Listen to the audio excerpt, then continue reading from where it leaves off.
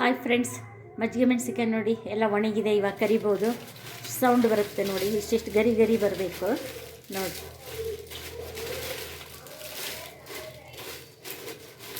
ಈ ಥರ ಫುಲ್ಲು ಒಣಗಿಸ್ಬೇಕ್ರಿ. ನೋಡಿ ಹೆಂಗೆ ಸೌಂಡ್ ಬರುತ್ತೆ ನೋಡಿ. ಈ ಥರ ನೀವು ಮಾಡಿಕೊಂಡು ಟೇಸ್ಟ್ ನೋಡಿ, ಲೈಕ್ ಮಾಡಿ, ಶೇರ್ ಮಾಡಿ. ಆಮೇಲೆ ಮಳೆಗಾಲದಾಗ ಸ್ವಲ್ಪ ಮತ್ತೆ ಈಗ ಹೊರಗೆ ತೆಗಿಬೇಕ್ರಿ. ಬಾಕ್ಸಲ್ಲಿ ಹಾಕ್ಬಿಟ್ರೆ ಇದಾಗುತ್ತೆ, ಬೂಸ್ ಬರುತ್ತೆ, ಹಂಗೆಲ್ಲ ಆಗುತ್ತೆ. ಅದಕ್ಕೋಸ್ಕರ ಮತ್ತೆ ಮಳೆಗಾಲದಾಗ ಒಂದು ಸಲ ತೆಗೆದು ನೋಡಿ, ಮತ್ತೆ ಬಿಸಿಲಿದ್ರೆ ಬಿಸಿಲಿಗೆ ಹಾಕಿ ಇಡಬೇಕ್ರಿ. ನೋಡಿ ಟೇಸ್ಟ್ ಮಾಡಿ, ಲೈಕ್ ಮಾಡಿ.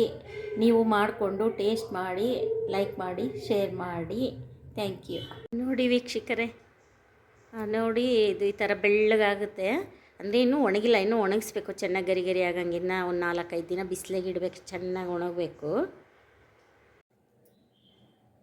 ನೋಡಿ ಇದೇ ಥರ ಬೆಳ್ಳಗಾಗಿದೆ. ಬೆಳಗ್ಗೆ ಬಿಸಿಲಿಗೆ ಹಾಕಿದ್ದೆ, ಸ್ವಲ್ಪ ಆಗಿದೆ. ಈಗ ಮತ್ತೆ ಮಜ್ಜಿಗೆಗೆ ಹಾಕ್ತೀನಿ ನೋಡಿ. ಇವಾಗ ಮತ್ತೆ ಮಜ್ಜಿಗೆ ಹಾಕಿ ಸಂಜೆ ಮತ್ತೆ ನಾಳೆ ಹಾಕ್ತೀನಿ ರೀ ಬಿಸಿಲಿಗೆ.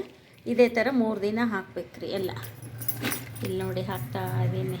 ಮತ್ತೆ ಮಜ್ಜಿಗೆಗೆ ಇದೇ ಥರ ಹಾಕಬೇಕು. ಮತ್ತು 3 ದಿನ ಇದೇ ಟೈಪೇ ಹಾಕಬೇಕ್ರಿ.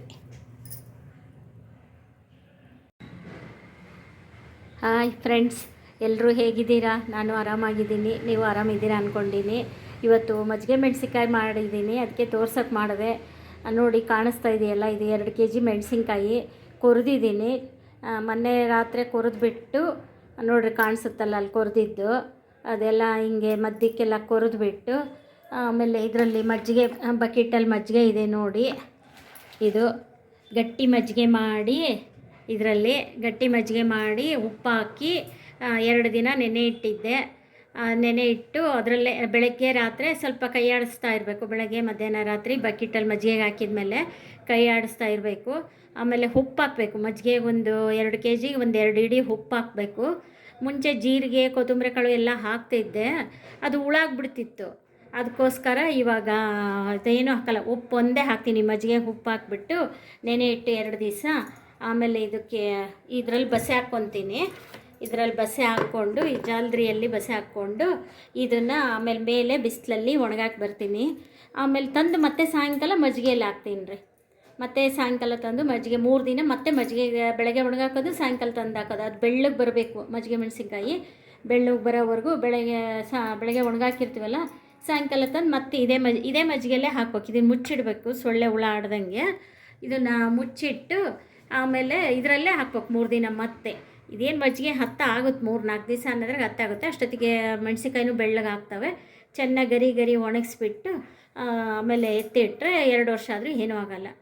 ಅದೇ ಸ್ವಲ್ಪ ಕೊತ್ತಂಬರಿ ಕಾಳು ಜೀರಿಗೆ ಹಾಕೋದ್ರಿಂದ ಬೇಗ ಹುಳ ಆಗ್ತದೆ, ಅದಕ್ಕೋಸ್ಕರ ಹಾಕಿಲ್ಲ. ನೋಡಿ ನೀವು ಈ ಥರ ಮಾಡ್ಕೊಳ್ಳಿ.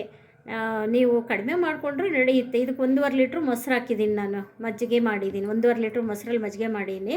ನೀವು ಸ್ವಲ್ಪ ಹಾಕ್ಕೊಳ್ಳೋದಾದ್ರೆ ಅರ್ಧ kg ಹಾಕ್ಕೊಳ್ಳೋದಾದ್ರೆ ಒಂದು ಅರ್ಧ ಲೀಟ್ರ್ ಮೊಸರಾದರೆ ಸಾಕಾಗುತ್ತೆ. ಈ ಥರ ಮಾಡ್ಕೊಂಡು ನೋಡಿ. ಬಟ್ ಬೆಳ್ಳಗಾಗೋವರೆಗೂ ಒಣಗಿಸ್ಬೇಕ್ರಿ, ಗರಿ ಗರಿ ಆಗೋವರೆಗೂ ಮೆಣಸಿನ್ಕಾಯಿ ಒಣಗಿಸ್ಬೇಕ್ರಿ. ನೋಡಿ ಮಾಡಿಕೊಂಡು ಟೇಸ್ಟ್ ಮಾಡಿ ಆಮೇಲೆ ಕಾಮೆಂಟ್ ಬಾಕ್ಸಲ್ಲಿ ಹಾಕಿ, ಲೈಕ್ ಮಾಡಿ, ಶೇರ್ ಮಾಡಿ. ಸಪ್ಪೆ ಮೆಣಸಿನ್ಕಾಯಿ ತೊಗೋಬೇಕ್ರಿ ಯಾವಾಗಲೂ. ಉದ್ದ ಮೆಣಸಿನ್ಕಾಯಿ ಇರುತ್ತಲ್ಲ ಅದು ತೊಗೋಬೇಕು. ಸುಕ್ಕಿರುತ್ತೆ, ಅದು ಇನ್ನೂ ಟೇಸ್ಟ್ ತುಂಬ ಚೆನ್ನಾಗಿರುತ್ತೆ. ಉದ್ದ ಮೆಣಸಿನ್ಕಾಯಿ ಹಸುರಿಗಿರುತ್ತೆ, ಆಮೇಲೆ ಅದು ಸುಕ್ ಬಂದಿರುತ್ತೆ ಮೆಣಸಿನ್ಕಾಯಿ.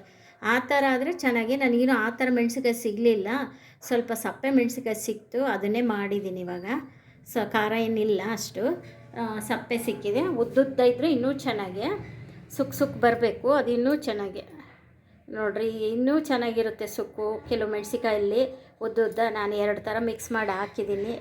ನೋಡಿ ಮಾರ್ಕೆಟ್ಗೆ ಏನಾರು ಹೋದರೆ ಆ ಥರ ಮೆಣಸಿನ್ಕಾಯಿ ಸಿಕ್ಕರೆ ಮಾಡ್ಕೊಳ್ಳಿ, ತುಂಬ ಟೇಸ್ಟ್ ಇರುತ್ತೆ. ಮೆಣಸಿನ್ಕಾಯಿ ಮೇಲೆಲ್ಲ ಸುಕ್ಕಿರಬೇಕು, ಅದು ಮೆಣಸಿನ್ಕಾಯಿ ತುಂಬ ಟೇಸ್ಟ್ ಇರುತ್ತೆ. Thank you.